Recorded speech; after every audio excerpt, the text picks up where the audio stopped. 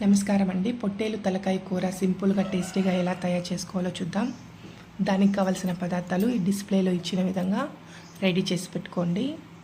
మనం pressure cooker పెట్టుకొని 3 స్పూన్ల ఆయిల్ వేసుకోవాలి.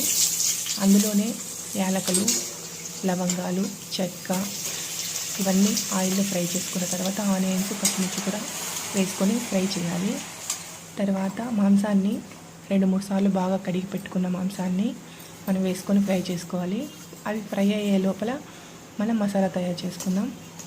దానికి కావాల్సిన పదార్థాలు తెల్లగడ్డలు, అల్లం, కొత్తిమీర, గసగసాలు, కొబ్బరి ఇవన్నీ కూడా మనము పేస్ట్ చేసి పెట్టుకుందాం.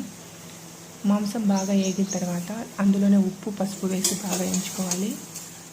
వేగిన తర్వాత ఉప్పు, పసుపు వేసుకున్నాక టమోటా ముక్కలు కూడా వేసుకొని బాగా వేయించుకోవాలి.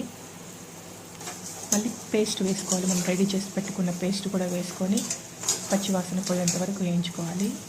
పచ్చివాసన పోయిన తర్వాత మిరప్పొడి, ధనియాల పొడి, గరం మసాలా, తర్వాత మన మటన్ మసాలా కొంచెం వేసుకొని మసాలా మాడిపోకుండా బాగా లైట్గా ఫ్రై చేసుకోండి.